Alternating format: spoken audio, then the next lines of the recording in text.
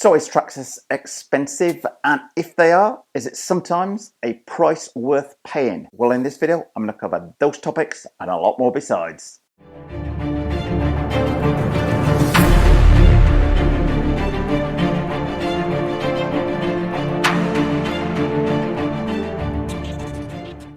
Well, Rich here, and welcome back to the channel, my fellow drifter maniacs. The topic of today's RC Mythbusters video is Traxxas expensive or not?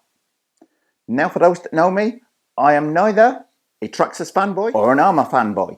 I just love good RC cars. I don't care who makes them. If any other been called both along the way, I'm sure I will be again in the future, but that is not what this video is about. It's not me selling Traxxas to people. It's simply asking the question, is Traxxas expensive or not? Showing you a few examples of where I think they are a little bit high in price, but also talking about a few of the reasons as to why they may be a little bit higher and why it's maybe worth paying a little bit more, and also talking about why they're much cheaper than their competitors. Now, I expect this topic to be quite emotive and the comment section to be quite lively.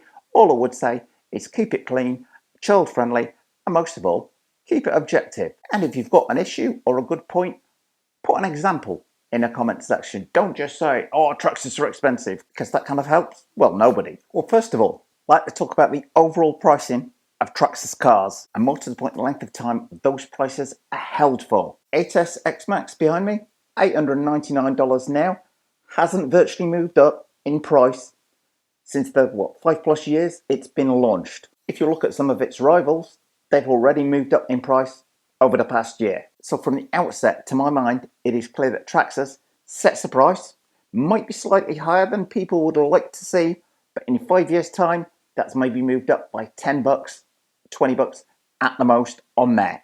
So they're not seen to be moving up in price all the time. And that pricing methodology seems to apply across the whole range, whether it's entry-level vehicles like a two-wheel drive Slash or a two-wheel drive Rustler. They seem to have been at the same price for literally for about the past decade on there. So as to say, initially they may seem a higher price. If it's still the same price in like 5-8 years time, to my mind, it's not necessarily overpriced at the start. And also, some of the money that you're paying in that initial price goes into providing the ongoing support that you receive. And some people out there is going to go, oh, Traxxas customer service support, absolutely terrible. We've all got a different opinion on that. All I can say, my best experience, ordered something on a Sunday afternoon, 12 o'clock the next day on a Monday, it arrived in the post. Texas to California in probably less than 24 hours.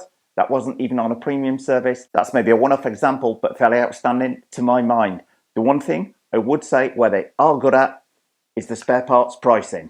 While you might pay what you perceive to be a slightly higher price for the car to start with, this burger to fit on that Slash I just showed you, $3. Cheap as chips to my mind, and it is that ongoing cost that you need to factor in as well. It's not just the upfront cost. So in spare parts, to my mind, they're absolutely killing it in terms of the cost of them. And to highlight that, I've got the X-Max on the side here.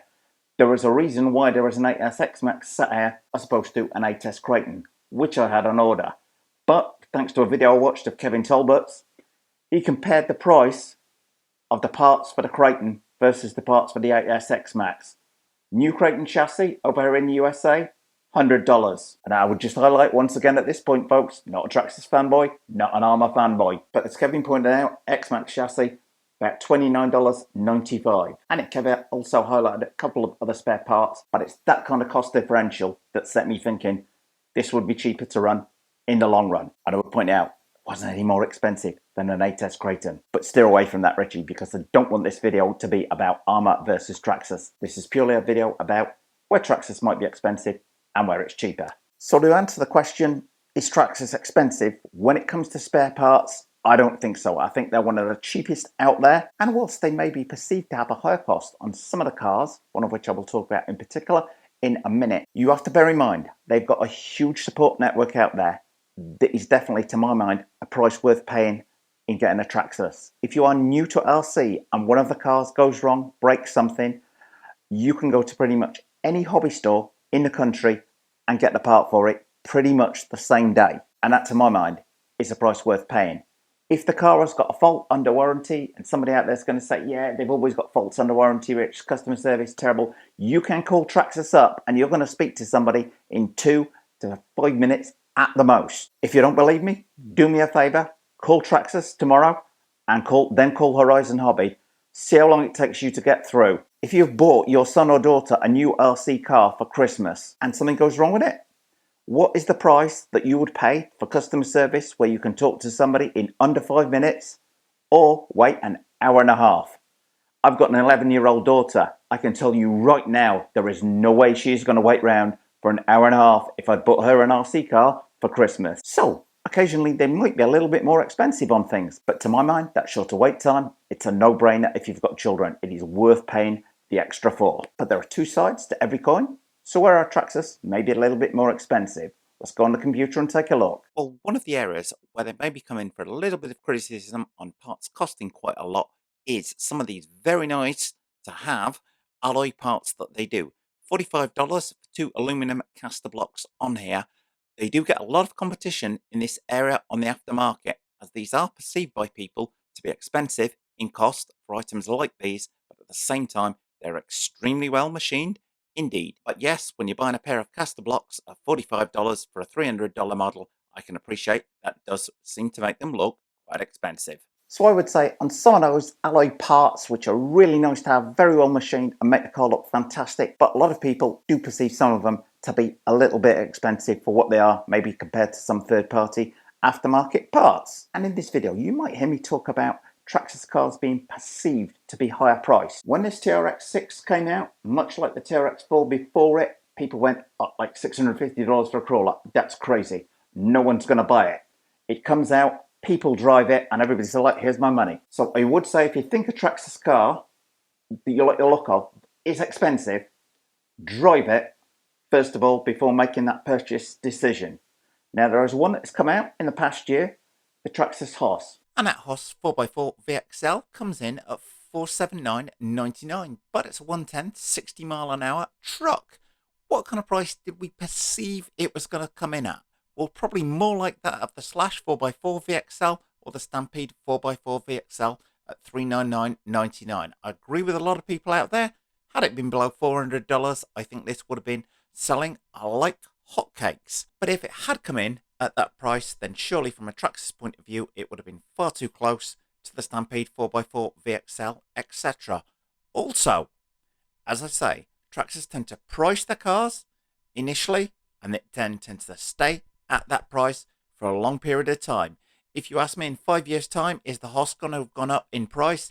The answer is probably going to be, no, I don't think it will, Richie. I am standing on the fence on it. I unboxed one down at NorCal Hobbies, but with the COVID and everything, I have not driven one as yet. But it does look about $100 higher than where we would perceive it to be in the marketplace for the spec of that car. But that's just my perception at this point, and I know quite a few other people are of the same opinion. But I've not driven one. And I would take that example back to the TRX4. When the TRX4 first came out, a lot of people that had RC rock crawlers out there was, oh, Traxxas, terrible, this is going to be a joke, the crawler's going to fall apart at the first hurdle.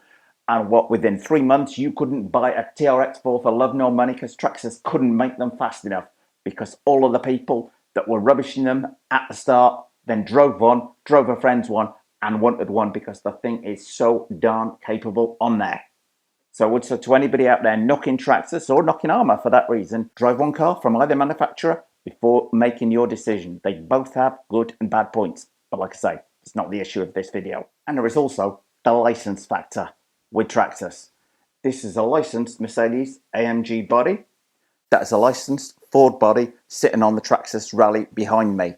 They do look much, much better than a lot of RC car bodies out there. You are going to pay that extra bit of money for them being licensed. But to my mind, I think that is worth it. And you probably will do as well if you were to see these two cars in the flesh, at least when they're clean, which they're not. So coming back to my original statements of, is Traxxas expensive? And if it is, does it justify the value? Well, I would say in general, they're not expensive. In some areas, I think me and other people perceive them to be expensive. But then when you look at what you get for the money in terms of that telephone support in particular, in terms of the ability to just go out to any hobby store and be able to buy the part off the shelf. I think particularly if you're new to RC or old, that is a price worth paying to my mind. I don't know about anybody else out there, but I do not even like waiting around a week for spare parts to arrive, or even longer under COVID at the minute. And most of all, I do not like waiting around 90 minutes on the phone to get through to a company. 2-minute wait time ticks a lot of boxes for me, and particularly if you've got kids, that will for you as well. So hopefully I've shown you maybe where I think they are expensive, but also a lot of areas as to where they're not. Things like the spare parts I've shown you along the way, and also the fact that sometimes it is worthwhile paying a little bit more to get the customer service on there. Now somebody's going to say terrible customer service from Traxxas.